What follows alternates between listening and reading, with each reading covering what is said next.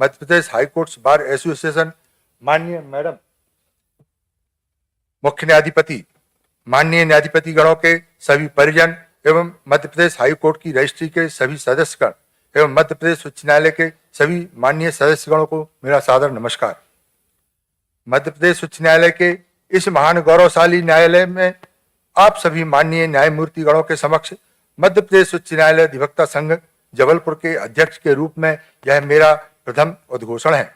अतः मेरे द्वारा अपने भावों की अभिव्यक्ति के दौरान अगर मुझसे कोई भूल हो, यदि मेरे भावों से आप सभी माननीय न्यायाधीश गणों को कोई ठेस पहुंचे, तो इसके लिए मैं पूर्व से ही क्षमा प्रार्थना करता हूं, क्योंकि आप न्यायमूर्तिगण दया और क्षमा की मूर्ति हुआ करते हैं, ऐसे हमें बताया जाता है। माननीय मुख्य न्यायाधिपति महोदय, आप अपने परिवार में तीसरी पीढ़ी के न्यायाधीश हैं, अतः आप में न्यायपालिका एवं न्याय के प्रति गहरी समझ होना स्वाभाविक है। परंतु मैं अपने परिवार में पहली पीढ़ी का वकील हूं और वकालत भी ज्यादातर समय जिला न्यायालय में ही की है। अच्छा, अतः मुझे कानूनों के संबंध में ज्यादा ज्ञान तो नहीं है, परंतु न्यायपालिका के प्रति आस्था एवं सम्मान मेरे हृदय एवं मस्तिष्क के कोने कोने में व्याप्त है। मैं जानता हूं कि न्यायालयों की स्थापना न्यायाधीश गणों एवं अधिवक्ता गणों के व्यक्तिगत हितों की खातिर नहीं की गई है। ये न्यायालय आम जनता को न्याय प्रदान करने के लिए स्थापित किए गए हैं। न्यायालय का मूल उद्देश्य भारत के प्रजातंत्र की आत्मा, हमारे श्रेष्ठ संविधान की रक्षा करने हेतु एवं देश और प्रदेश की जनता को न्याय प्रदान हेतु की गई है। अतः सभी माननीय न्यायाधीशगण एवं अधिवक्ता गणों का यह कर्तव्य है कि देखें कि देश और प्रदेश की आम जनता को न्याय प्राप्त हो भी रहा है अथवा नहीं। माननीय न्यायाधीश गणों एवं अधिवक्ता गणों की कार्यप्रणाली से आम जनता में न्याय मिलने में यदि कोई प्रतिकूलता होती है तो उसमें सुधार आवश्यक है। इस संबंध में मैं दो पंक्तियां कहना चाहता हूं। न्यायाधीश और अधिवक्ता संविधान के मानस पुत्र, संविधान की रक्षा करना हम सबका है धर्म पवित्र। माननीय न्यायाधीश गण, मैं आपसे विनम्र आग्रह करना चाहता हूं कि जनता के साथ न्याय करने में एवं संविधान की रक्षा करने के एवज में माननीय न्यायाधिपतियों को तो आम जनता की संचित की हुई निधि से वेतन भत्ते, गाड़ी बंगला, सुरक्षा पेंशन इत्यादि प्राप्त होती है और होनी भी चाहिए। जनता को न्याय देने के एवज में जो भी दिया जा सके वह कम है, परंतु अधिवक्ता जो आम जनता को न्याय दिलाने के लिए कड़ी मेहनत करते हैं, अगर न्यायाधीश गणों की किसी समझ की कमी से फैसले में कोई त्रुटि हो तो बड़ी अदालत के समक्ष तक अपीलें और दलीलें तब तक जारी रखते हैं जब तक उनके पक्षकार को न्याय प्राप्त न हो जाए। और इसके एवज में अधिवक्ता गणों को कोई वेतन भत्ते, सुरक्षा इत्यादि भी प्राप्त नहीं होती है। जो भी हमारे पक्षकार अपनी सामर्थ्य के अनुसार हमें भेंट करते हैं, पर्याप्त मानकर संतुष्ट रहते हैं। हमें इसका कोई मलाल भी नहीं है, क्योंकि आज के सैकड़ों वर्ष पूर्व जब हमारे देश में राज्य तंत्र था, राज्य की जनता के धन बल के सहारे राज्य करने वाले राजा महाराजा बड़े बड़े महलों में शान शौकत की जिंदगी जीते थे और राज्य को श्रेष्ठ बनाने के लिए ज्ञान और नीतियों की शिक्षा देने वाले राजगुरु, साधु, महर्षि इत्यादि जंगलों में कुटिया बनाकर भिक्षा यापन कर आम जनता के कल्याण की सदैव कामना किया करते थे। परंतु जब भी उनका आगमन राज दरबार में होता था तो राजा महाराजा इसे अपना सौभाग्य समझते हुए उनकी आगवानी महलों के दरवाजे तक करते थे। लेकिन आज के जमाने में जब राजतंत्र समाप्त हो चुका है, प्रजासत्ता का शासन है, तब ज्यादातर व्यक्तियों की पहचान उनकी भौतिक सामर्थ्य एवं शासन के द्वारा किए गए अधिकारों से ही होती है। इसी कारण आजकल न्यायालय की उच्च आसंदी पर बैठने वाले कुछ माननीय न्यायाधीशगण अधिवक्ता गणों का अपमान करना अपना अधिकार समझने लगे हैं। मैं यहाँ विनम्रता पूर्वक यह आग्रह कर देना चाहता हूँ कि ऊंची आसंदी पर बैठकर कोई महान नहीं होता है। व्यक्ति सदैव अपने गुणों से महान होता है। और इसी बात को समझाने के लिए जब हनुमान जी को लंका के दरबार में पेश किया गया तो ऊंचे ऊंचे सिंहासन पर दरबारियों ने भगवान का राम का निरादर करने की नियत से हनुमान जी को बैठने के लिए कोई उचित आसन नहीं दिया। तब हनुमान जी ने भगवान राम की सामर्थ्य को समझाने की नियत से अपनी पूंछ का ही सिंहासन सारे दरबारियों के सिंहासनों से ऊपर बनाकर राम की प्रतिष्ठा को स्थापित किया। अतः मैं आप सभी माननीय न्यायाधिपतियों से विनम्रता पूर्वक यह आग्रह करता हूं कि आम जनता को न्याय दिलाने आए अधिवक्ता गणों को अपने से कमतर और छोटा न जाने। वास्तव में देश के प्रजातंत्र को सुरक्षा रखने की जवाबदारी यदि कोई उठा रहा है तो वह हमारा अधिवक्ता ही है। सारा देश देख रहा है कि अधिकारी भ्रष्टाचार में लिप्त हैं और देश के नेता तो भ्रष्टाचार का मुकुट ही बन चुके हैं और न्यायाधीशगण भी नए नए कीर्तिमान स्थापित करने लगे हुए हैं। ऐसी स्थिति में हमारी बार, जो वास्तव में न्यायालयों में आम जनता की प्रतिनिधि है, वह न्यायालय की कार्यवाहियों का आईना है। अतः बार के द्वारा न्यायपालिका को यदि न्यायिक कार्यवाहियों में कमियों का आईना दिखाया जाता है तो इसे सहृदयता से स्वीकार करते हुए न्यायपालिका की प्रतिष्ठा को बढ़ाने में सहयोगी बनना चाहिए। यहाँ मैं पुनः दो पंक्तियों में अपनी बात कहना चाहता हूँ। बार बेंच की जननी है, बार बेंच की पथदर्शक, बार बेंच पर अंकुश है, बार न्याय की रक्षक। हे न्यायाधीश गणों, आपका जन्म हमारी बार से ही हुआ है और आगे भी हमारी बार अनेक न्यायाधीशों को जन्म देगी। जन्म देने वाली माता का कर्तव्य होता है कि अपनी संतानों को चलना बोलना सिखाए और हमारी बार ही न्यायालयों में न्यायाधीशों का पथदर्शन करती है। माँ का कर्तव्य है यदि उसकी कोई संतान गलती करे तो उस गलती को सुधारें। इसी कारण जब कोई न्यायाधीश गण गलत फैसला देते हैं तो हमारी बार ही उस फैसले को दुरुस्त करवाने हेतु अपील करती है। वास्तव में देश के प्रजातंत्र और न्याय की कोई रक्षा कर रहा है तो वह बार ही है।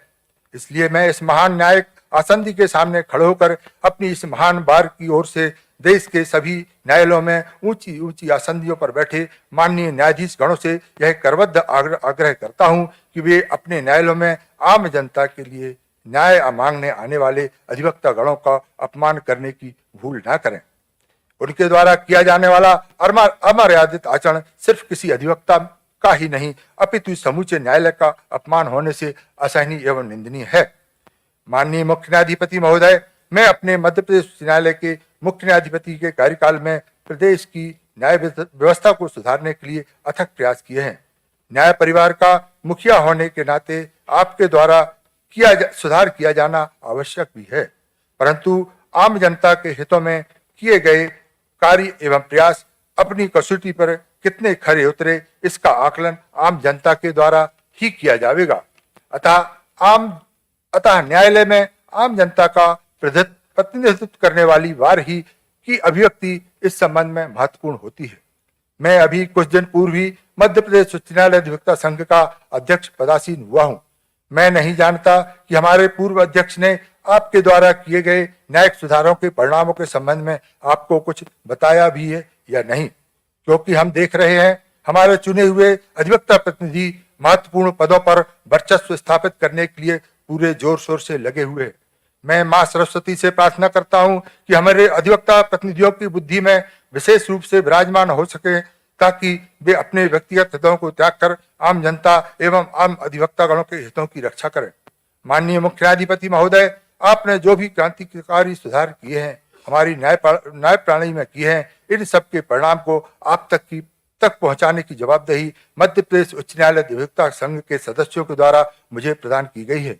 अतः आज सभी माननीय न्यायाधीश गणों के समक्ष मैं व्यक्त करना चाहता हूं, भले ही आज दिनांक को आप सेवानिवृत्त हो जाएंगे, परंतु मुख्य न्यायाधीश का पद तो सदैव ही बना रहेगा।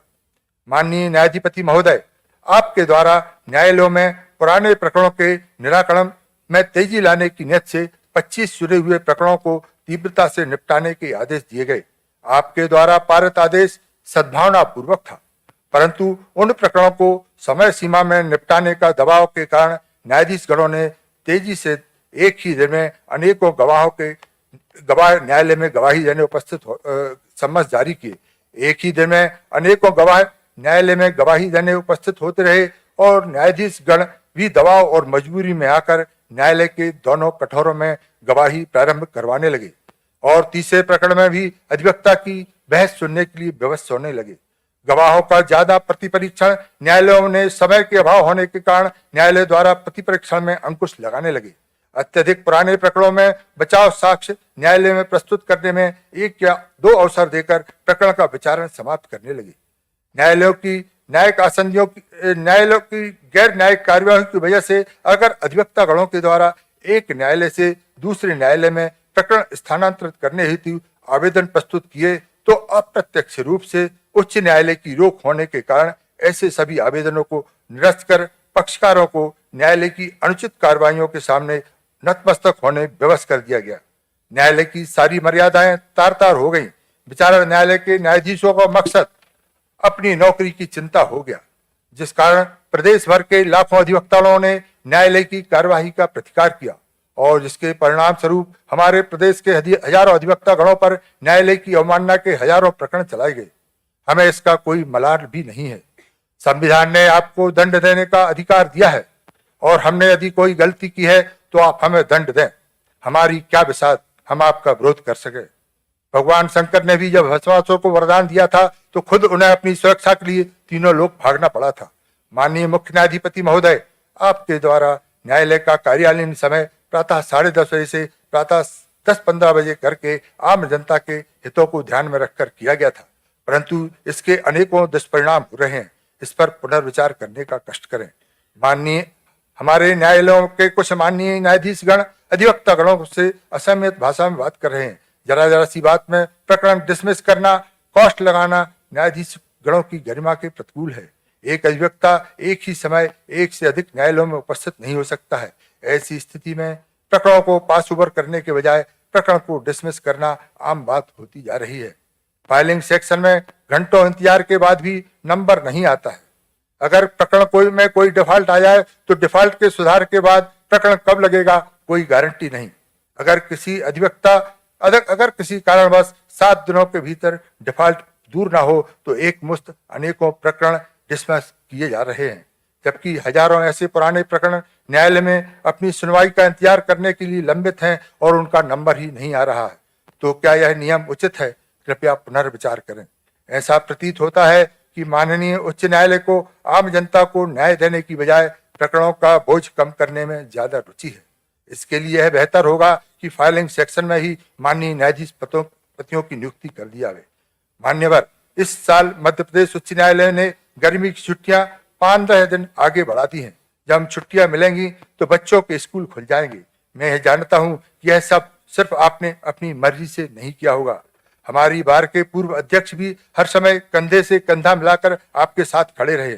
इसलिए तो हमारी बार ने उनके स्थान पर अब की बार धन्य कुमार का नारा देकर मुझे आपके सामने सच्चाई से अवगत कराने का अवसर दिया है। मुझे भरोसा है कि आप हमारी पीड़ा को अवश्य सुनेंगे। आज भी आप हमारे मुख्य न्यायाधीश हैं और आपके द्वारा आपके समक्ष प्रस्तुत की गई समस्याओं को मिनटों में निपटाने की सामर्थ्य रखते हैं। हमारे यहाँ यह परंपरा है कि जब हमारे घर के बड़े बुजुर्ग जब भी घर से बाहर जाते हैं तो बच्चों को जी भर के लिए उपहार देकर जाते हैं। अतः माननीय न्यायाधिपति महोदय 1 जुलाई से मध्य प्रदेश उच्च न्यायालय में जाते हैं। माननीय न्यायाधिपति महोदय 1 जुलाई से मध्य प्रदेश उच्च न्यायालय में हार्ड कॉपी की जगह ई कॉपी फाइलिंग की भी आवश्यक कर दी गई है। इसे लागू करने के पूर्व मध्य प्रदेश उच्च न्यायालय अधिवक्ता संघ के माननीय सदस्यों से पुनः चर्चा कर उचित निर्णय लेने का कष्ट करें। मैं आपसे प्रार्थना करता हूं कि मैंने आपके समक्ष अपनी बार की ओर से जो समस्याएं प्रस्तुत की हैं उनका निराकरण करने की कृपा करें। माननीय मुख्य न्यायाधिपति महोदय, वर्तमान समय में हमारे अधिवक्ता गणों को एक और महत्वपूर्ण समस्या का सामना करना पड़ रहा है। अलग अलग न्यायाधीशों की अलग अलग विवेकशीलता होने के कारण एक ही किस्म के प्रकरणों में अलग अलग न्यायाधीश अलग अलग प्रकार के निर्णय देते हैं और इसका सीधा प्रभाव आम जनता में न्यायाधीश की योग्यता के बजाय वकील की योग्यता से जोड़कर देखा जाता है। इस संबंध में मैं आपके समक्ष निम्न तर्क प्रस्तुत करता हूँ।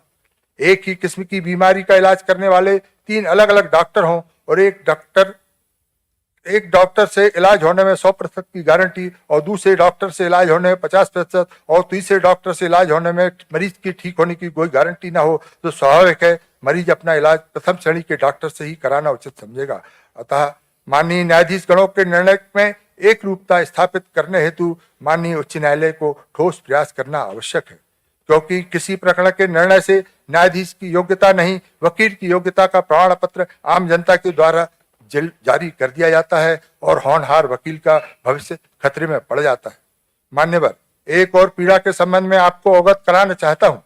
हमारे मध्य प्रदेश उच्च न्यायालय में पदस्थ एक माननीय न्यायाधिपति को हिंदी भाषा का ज्ञान न होने के कारण उनके द्वारा अधीनस्थ न्यायालयों की समस्त कार्यवाहियों को अंग्रेजी में रूपांतरित करने का आदेश पारित किया जाता है, जबकि हमारे प्रदेश की आम जनता और ज्यादातर अधिवक्ता हिंदी भाषी है।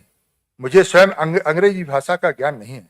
ऐसी स्थिति में आप माननीय मुख्य न्यायाधिपति महोदय से आग्रह है कि हमारे माननीय न्यायाधीश महोदय को अन्य उच्च न्यायालय में स्थानांतरित करने हेतु माननीय उच्चतम न्यायालय भारत को अनुशंसा प्रेषित करने की कृपा करें। मान्यवर, हमारे मध्य प्रदेश उच्च न्यायालय के को बड़े बड़े भवनों की आपके द्वारा सौगात दी गई है। एक का शिलान्यास माननीय महामहिम ज्योति मुर्मू जी ने किया था, जिसका निर्माण युद्ध स्तर पर जारी है। और एक और भवन मध्य प्रदेश न्यायिक अकादमी का शिलान्यास 19 मई 2024 को किया गया है और उसमें मुझे मध्य प्रदेश उच्च न्यायालय अधिवक्ता संघ के ही अध्यक्ष की हैसियत से आमंत्रित कर मेरा नाम शिलालेख पर भी अंकित कराने की कृपा की। आपके द्वारा किए गए इस महान कार्य के लिए मैं मध्य प्रदेश उच्च न्यायालय अधिवक्ता संघ की ओर से आपको धन्यवाद प्रेषित करता हूँ। माननीय मुख्य न्यायाधिपति महोदय, मैं अपनी बार के सभी अधिवक्तागणों की ओर से एक विनम्र प्रार्थना करता हूँ। मध्य प्रदेश उच्च न्यायालय के सामने दरगाह के बाजू में जो कार पार्किंग के लिए खाली जगह पड़ी हुई है, उक्त जगह हमारे मध्य प्रदेश उच्च न्यायालय अधिवक्ता संघ को आवंटित करने की महान कृपा करें। हम उस स्थान पर मध्य प्रदेश शासन से मदद लेकर अधिवक्ता गणों एवं प्रदेश की जनता के हितों में बहुमंजिल इमारत का निर्माण करवाएंगे, जिसमें कि नीचे के 2 तलों में पार्किंग व्यवस्था होगी। आपके द्वारा यदि ऐसा उपकार किया जाता है तो हमारी बार की यह इच्छा है कि हमारा मध्य प्रदेश उच्च न्यायालय अधिवक्ता संघ आपके कार्यकाल को सदैव याद रखने के लिए उक्त अधिवक्ता भवन का नाम न्यायाधिपति रविमल मठ अधिवक्ता भवन रखने में खुशी महसूस करेगी। माननीय मुख्य न्यायाधिपति महोदय, अंत में मैं अपनी वाणी को विराम देते हुए आपसे प्रार्थना करता हूँ, यदि उत्साह अथवा विवेक में आकर की कमी में आकर मैंने कोई ऐसी बात कही हो जो आपको अथवा बाकी माननीय न्यायाधीश गणों को सुनकर पीड़ा हुई हो तो कृपया क्षमा करें। अंत में 2 पंक्तियों में, न्यायाधीश के हृदय में दया क्षमा भरपूर, न्यायाधीश के हृदय में दया क्षमा भरपूर, न्यायाधीश ही जगत में जन के सच्चे सूर, न्यायाधीश ही जगत में जन के सच्चे सूर।